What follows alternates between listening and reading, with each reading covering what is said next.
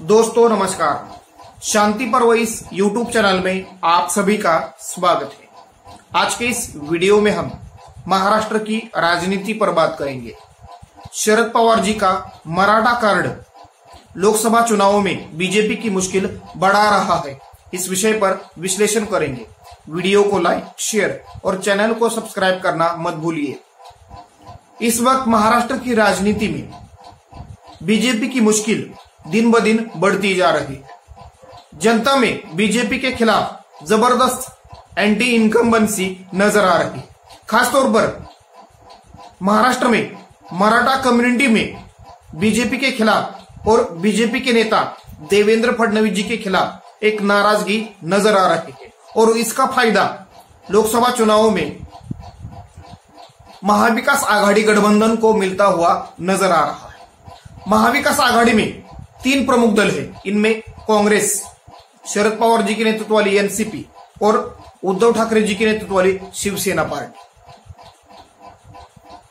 महाविकास आघाड़ी गठबंधन में शरद पवार जी के नेतृत्व वाली एनसीपी पार्टी लोकसभा की 10 सीटें लड़ रही है। अगर हम शरद पवार जी के नेतृत्व वाली एनसीपी के 10 कैंडिडेट की सूची देखें तो उनमें 10 में से 6 से 7 उम्मीदवार मराठा कम्युनिटी से आते हैं। यानी एक तरीके से मराठा उम्मीदवारों को टिकट देकर बीजेपी के सामने एक कड़ी चुनौती पेश करने का काम शरद पवार जी ने किया है। शरद पवार महाराष्ट्र की राजनीति के चाणक्य माने जाते हैं। दिल्ली में शरद पवार जी को मराठा स्ट्रांग मैन भी कहते हैं। शरद पवार जी के नेतृत्व वाली एनसीपी पार्टी पर एक आरोप यह भी लगाया जाता है कि एनसीपी पार्टी मराठों की पार्टी है। विधानसभा चुनाव हो या लोकसभा चुनाव या स्थानिक निकाय के यानी जिला परिषद, पंचायत समिति के चुनाव हो, हमेशा मराठा कम्युनिटी ने शरद पवार जी का साथ दिया है। मुश्किल की घड़ी में भी मराठा कम्युनिटी शरद पवार जी के साथ खड़ी नजर आती है। 2019 के विधानसभा चुनाव इसके गवाह है। 2019 के विधानसभा चुनाव में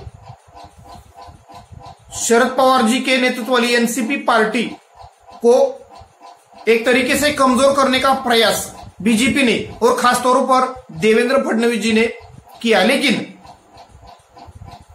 उस मुश्किल के समय में जिस प्रकार युवाओं का और खासतौर पर चुनावों का नतीजा देखे तो उसमें मराठा कम्युनिटी का अच्छा खासा सपोर्ट शरद पवार जी को मिला।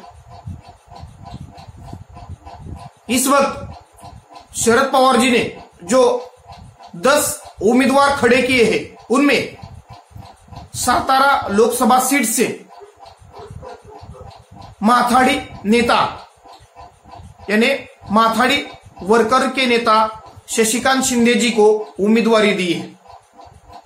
वो भी मराठा कम्युनिटी से आते हैं। बारामती से सुप्रिया सुले खुद उम्मीदवार है।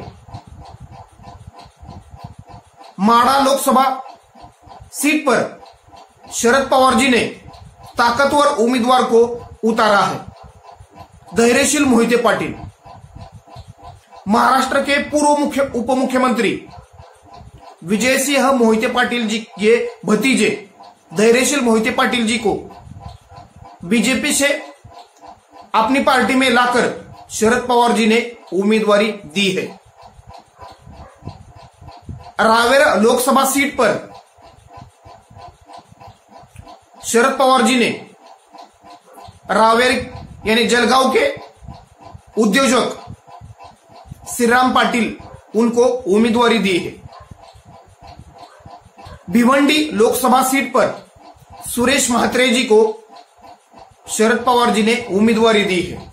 वर्धा की लोकसभा सीट पर अमर काले इनको चुनाव मैदान में उतारा है। दिंडोरी लोकसभा सीट पर भास्करराव भगरे इनको उम्मीदवारी दी है। शिरूर लोकसभा सीट पर डॉक्टर अमल कोल्हे इनको उम्मीदवारी दी है। यानी 10 में से 6 से 7 उम्मीदवार मराठा कम्युनिटी से आते हैं। इस वक्त मराठा कम्युनिटी में बीजेपी के खिलाफ जबरदस्त गुस्सा नजर आ रहा है। मराठा कम्युनिटी ओबीसी प्रवर्ग में रिजर्वेशन चाहती है, मगर मराठा कम्युनिटी की जो मांग है उसे एकनाथ शिंदे जी की सरकार पूरी कर नहीं पाई। इसके कारण एकनाथ शिंदे जी के सरकार के खिलाफ और बीजेपी के खिलाफ मराठा कम्युनिटी में एक जबरदस्त नाराजगी नजर आ रही है। इस वक्त महाराष्ट्र में खासतौर पर मराठवाड़ा के इलाकों में मराठा कम्युनिटी का एक जबरदस्त गुस्सा या एक नाराजगी नजर आ रही है।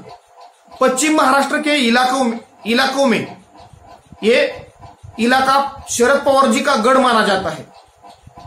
यहाँ के जो मराठा मतदाता है वो बड़ी संख्या में इस वक्त शरद पवार जी के पीछे खड़े होते नजर आ रहे हैं।